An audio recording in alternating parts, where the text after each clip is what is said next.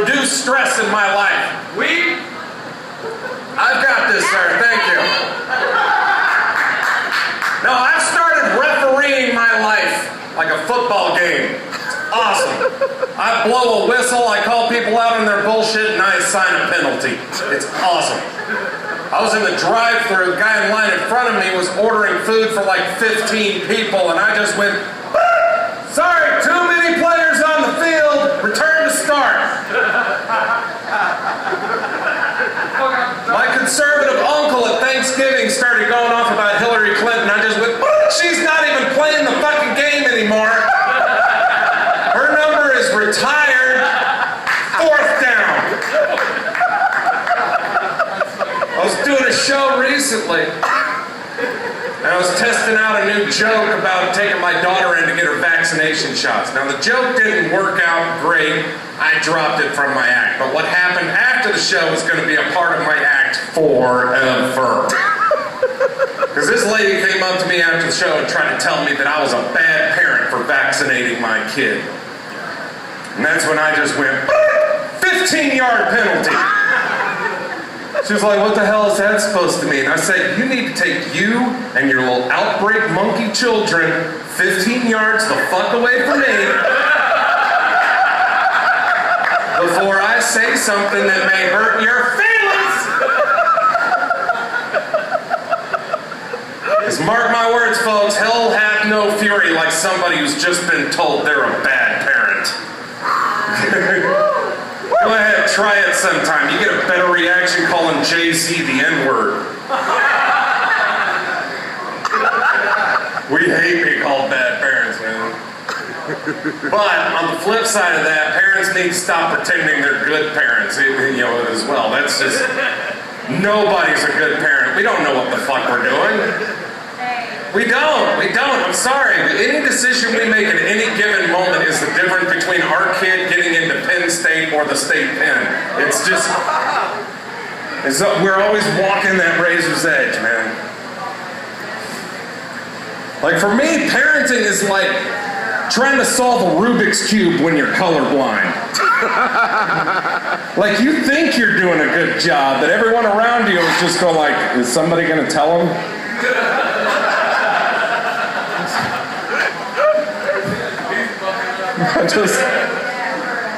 God. And anybody who says they're an expert on parenting is completely, bafflingly full of shit.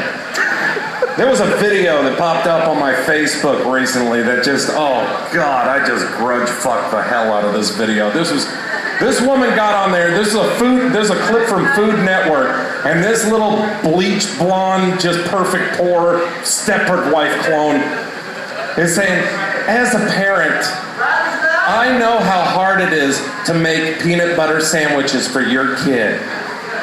And right there with that sentence, I learned everything I needed to know about that woman. Like I know with absolute certainty that woman has never pumped her own gas. She has probably never been in a room that wasn't climate controlled. And if you looked up the word privileged in the dictionary, it'd just be a picture of her at Hobby Lobby with a fucking wreath. But she says, parents, you know what it's like. You're making your kid a peanut butter sandwich and the peanut butter won't spread and the bread is tearing up all over the place. And I'm just there going like, where the fuck are you? What kind of Whole Foods nightmare are you shopping at where the peanut butter is that hard and the bread is that soft? Shop around, bitch! And she said, but I have a solution. I created a brilliant life hack, which that's the part that pissed me off the most.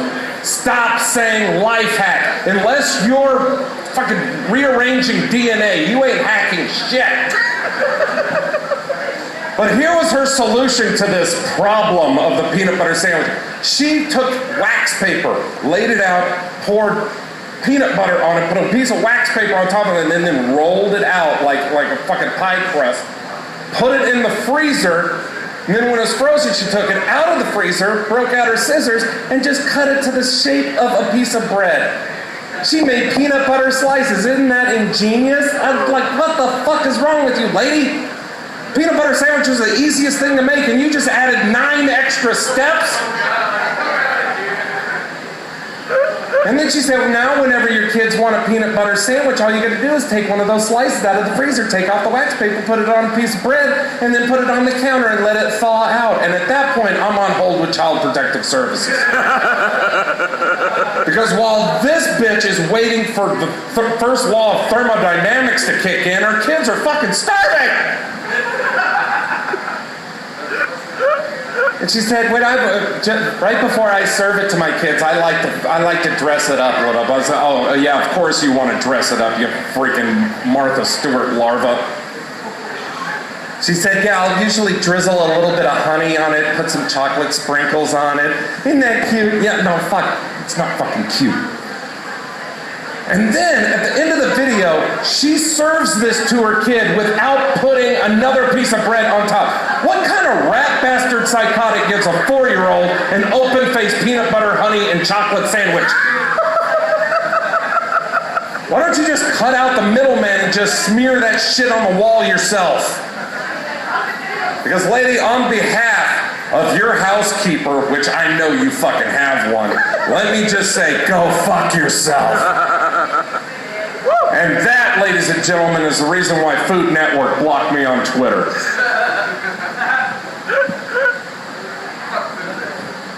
See what I mean about eliminating stress in my life? I just love fucking with people. I do. I go to Target all the time. I love shopping at Target because Target to me is like, it's like Walmart for people who are willing to pay a little bit extra to not have to deal with Walmart people. But my favorite thing to do at Target, I just love fucking with the clerks there. What I'll do, I'll buy weird combinations of items and just see how long it takes the clerk to just fucking just get weirded out. I love it. Just knock them out of that perky little attitude they always have. It's going, hi, welcome to Target. You find everything okay? Okay, let's see what we got here. We got a box of rat poison and a thinking of you card. Like, what the fuck? Box of Kleenex, bottle of lotion, and season 2 of the Golden Girls on DVD. I'm like, whoa, God. The other day I was there, I guess I was just in a mood. I bought a home pregnancy test and a box of coat hangers. Oh yeah, she tapped out like a blackjack dealer. She's like, fuck it, I'm going on break. It's a fun prank, but you can only play that game at Target, okay? Don't try it at Walmart. Walmart clerks, man, clerks at Walmart are like a 50-year-old hooker. They've seen it all before, man. You try to go through the line at Walmart with KY jelly and a pineapple, they're just going to be looking at you like, amateur.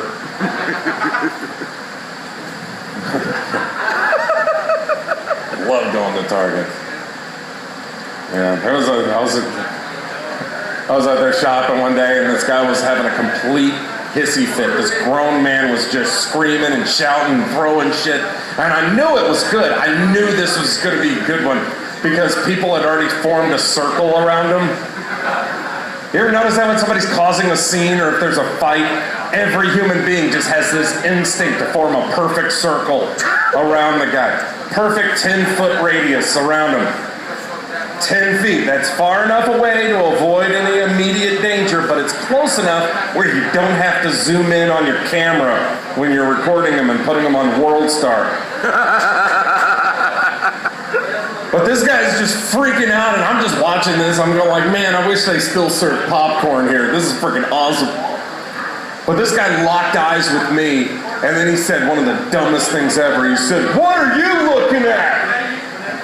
And I'm there like, you! The grown man who just called his 5-year-old son a cocksucker in the middle of the Target. That's who we're looking at, dude. What the hell else are we supposed to be looking at? Oh, look, Tylenol's on sale. No, fucker, we're looking at you. You're the focal point.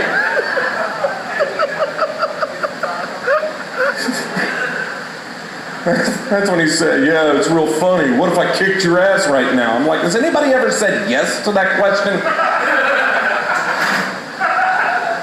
I just went, no thanks, and I started to walk away, and that's when he said, yeah, that's what I thought. And I'm like, oh, really? Is it really what you thought? I have a hard time believing anything is ever what you think it is, buddy. 2 hours later, I'm waking up in the emergency room. Totally kicked my head. And then I had to go back to Target because I remembered Tylenol was on sale. So I swear, people just don't think about the words that come out of their mouths. I was getting into an argument with this guy on Facebook, and everybody was just piling on this guy, and he was being a real dick, and he just said, I don't give a damn what you people think about me. Which I responded, maybe you should start. Because nobody ever takes that attitude when they're being complimented. Just saying, sometimes your haters have a point. I had a guy try to tell me, don't judge a book by its cover. I'm like, you obviously don't know a damn thing about publishing. Because every publishing company has an art department, and their sole job is to make sure that the cover of the book matches what's in the fucking book. Like if you put Strawberry Shortcake on the cover of a Stephen King novel, a lot of pissed off people are going to be demanding their money back. That's just basic marketing. And I get what they're trying to say with don't judge a book by its cover. They're saying that despite how some people look or act, deep down, once you get to know them, they're really beautiful people. And I get that. But here's the question. If there's such a beautiful person on the inside, why is the person on the outside such a worthless piece of shit? And why is it my responsibility to solve this fucking Da Vinci Code here? Here's an alternative. Why don't they wheel their happy ass down to the car wash, power spray off that thick layer of shitty attitude so we can finally appraise the vehicle's true value here? Probably about a minute. And with that, I'm going to get out of here. Thank you guys.